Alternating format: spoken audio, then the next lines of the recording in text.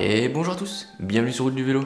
Aujourd'hui on va parler d'un sujet essentiel en bikepacking, quelque chose auquel on pense pas forcément avant de partir en voyage, qui a pourtant toute son importance. Je parle de l'entretien du vélo. Aujourd'hui on va changer les pneus, les plaquettes et la chaîne, 3 éléments indispensables qu'il faut changer avant de partir en voyage. Vous êtes prêts? Allez, c'est parti!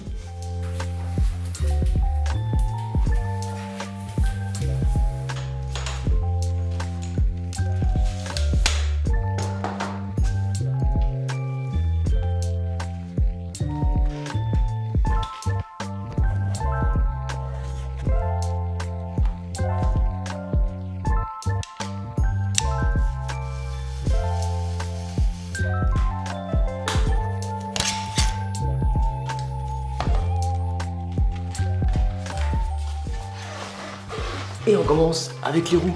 Et oui, on va changer les pneus. Les pneus, c'est super important. S'ils sont un peu fatigués, le risque de crevaison il est plus élevé.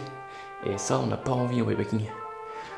Les miens, ils ont déjà un petit peu de kilomètres. Hein. D'ailleurs, ce qui est bien avec les GP5000, c'est qu'il y a un témoin d'usure, il y a un petit trou dans le pneu en fait. Et à partir du moment où ce trou en fait est lisse au même niveau que le pneu, c'est que votre pneu il est bon pour être changé. C'est le même principe que pour les pneus de voiture. Là le mien, on approche tout doucement de la limite, donc on va changer ça.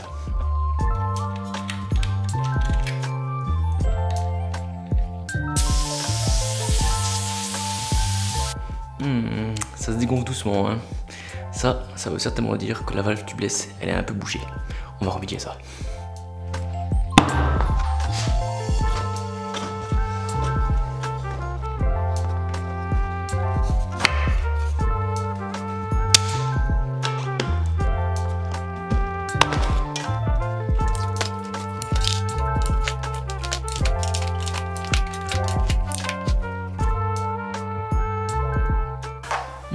Visiblement, il y a encore un peu de préventif dans le pneu.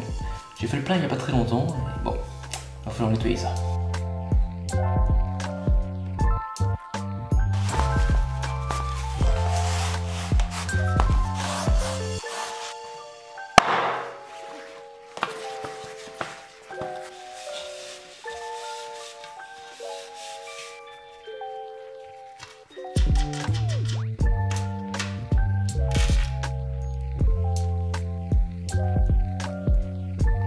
Ça se voit pas forcément très bien, mais il y a un peu de la merdouille dedans et ça empêche l'air de passer. Je vais aller nettoyer ça sous l'eau et puis on va remonter ça. Et voilà, tout est prêt pour installer le nouveau pneu. Et le nouveau pneu, c'est un Continental GP5000 en 30 mm. En 30 mm parce que je suis à l'arrière, on est sur la roue arrière. Et j'aime bien avoir un peu plus de confort, donc je mets un pneu un peu plus grand qu'à l'avant. À l'avant, on favorise l'aérodynamisme en mettant un pneu de 28 de la largeur de la jante. Voilà, allez, on est parti pour le montage.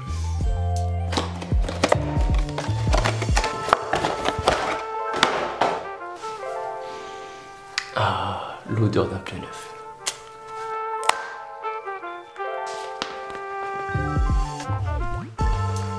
Mais avant de monter le pneu sur votre roue, pensez à regarder le sens de rotation. Généralement, il est inscrit sur le pneu. Donc là, on va rouler dans ce sens-là.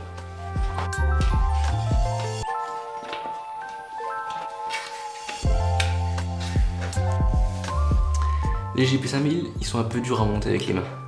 Vous n'aurez pas le choix que de prendre des démons de pneus. Bon, on n'a pas le choix, hein.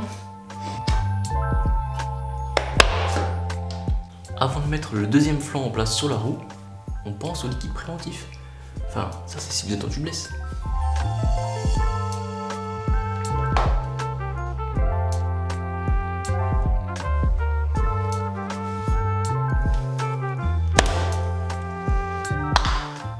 Et maintenant, il n'y a plus qu'à faire claquer. Et normalement avec les GP5000, ça passe à la pompe à pied. On va tester ça.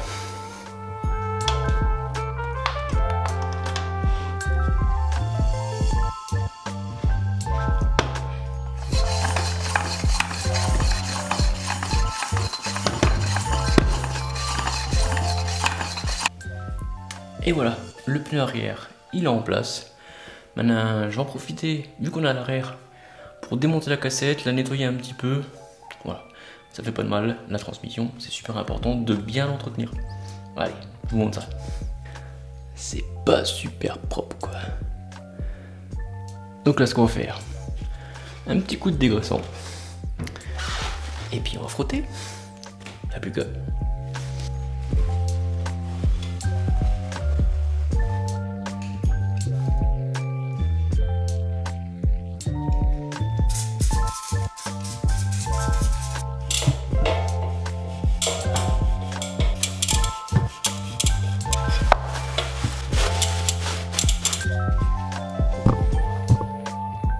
Je vais en profiter aussi pour voir si le corps de roue libre est encore en bon état. C'est vrai que j'ai déjà eu des soucis avec les Zip 303, donc on va voir s'il y a de la vie là-dedans ou si ça va. Ce qui est plutôt pratique avec les Zip 303, c'est qu'il y a juste à tirer. Hop, et il y a tout qui sort et on a accès directement à l'intérieur. Donc là, bah, on va faire un petit coup de nettoyage. Ça fait si crade que ça.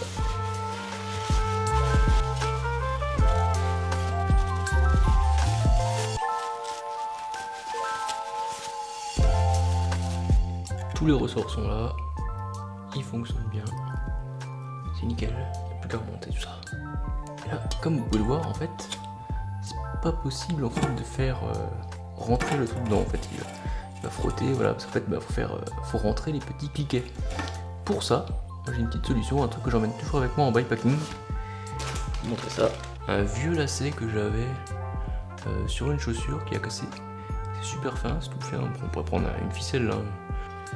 Hop. Je fais rentrer les cliquets, plaquer avec ma ficelle, je pousse la cassette, voilà, elle est rentrée, hop, et la cassette est dedans. Et voilà, on en a fini avec la roue arrière. Pour la roue avant, c'est exactement pareil. Je ne vais pas vous montrer tout, on va passer à la suite, c'est-à-dire les plaquettes. Allez, on va changer ça. Je sais pas si vous voyez, mais il y a un petit peu de boue et il est un petit peu sale quand même. On va faire un petit coup de propre. L'entretien, ça passe aussi par le nettoyage du vélo.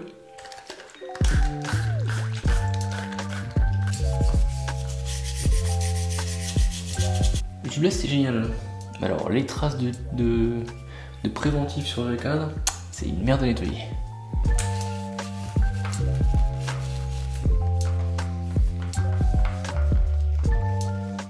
Et voilà, le vélo il est tout propre.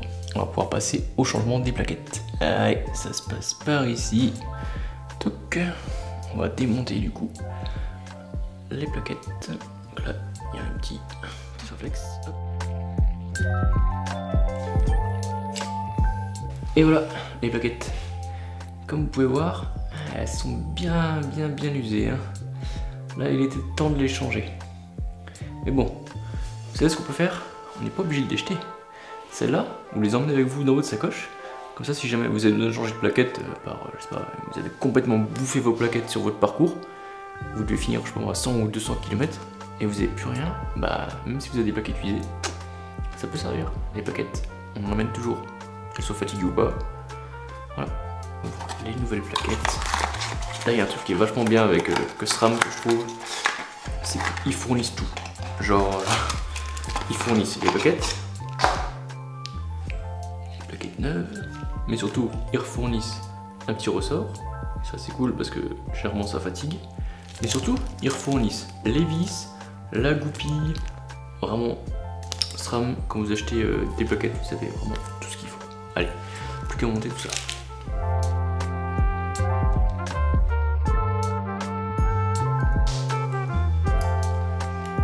Et voilà, les plaquettes sont en place. Reste plus qu'à faire pareil pour l'avant. Et là, monter la roue arrière pour pouvoir changer la chaîne. Dernière étape.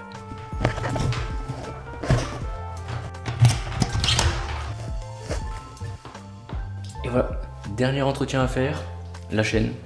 Donc on va voir avant de la changer si elle est usée ou pas. Pour ça, on a besoin d'un seul outil, un testeur de chaîne. Ça vous allez voir, c'est super facile. Pour tester la chaîne, c'est super simple. En gros, on prend le côté qui est un peu arrondi comme ça, on le met dans un maillon, et il suffit de descendre en fait d'un côté, donc là ça rentre pas, ou de l'autre côté, et là ça descend pas non plus. Donc ça veut dire que la chaîne elle est encore bonne. En gros si vous voulez vous avez deux côtés, vous avez 0,5% d'usure ou alors 0,75 et suivant le côté où vous mettez, ça vous indique en fait l'usure de votre chaîne. Et là comme il rentre dans aucun des deux côtés, ça veut dire que la chaîne est encore bonne. Alors je vérifie juste s'il y a beaucoup ou pas beaucoup, mais j'ai l'impression que la chaîne est encore en très bon état, donc je pense qu'on va pas la changer. Les maillons sont encore bien propres, ils sont pas fatigués, c'est vrai que les changements de vitesse sont encore bons. Je pense que pour le coup, on va peut-être laisser comme ça. On va partir avec cette chaîne. On va juste faire un petit entretien du coup. Allez, petit dégraissage et après on met une petite huile. Alors pour le coup, je prends le même dégraissant que tout à l'heure pour la cassette, le biodégraisseur de Muc-Off, et puis on prend un chiffon bien sale. Du produit dégraissant, il n'y a plus qu'à mettre sur la chaîne et c'est bien à l'arrière. Voilà, on peut passer aussi le truc un peu sur les galettes à l'arrière, histoire de bien nettoyer, qu'on ait une transmission bien propre. Et pareil sur le plateau à l'avant aussi.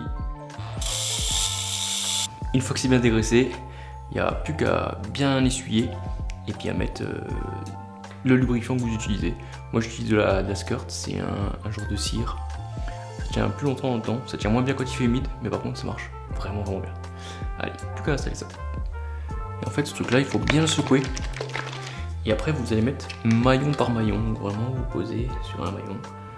Et voilà, maillon par maillon comme ça, vous lubrifiez votre chaîne.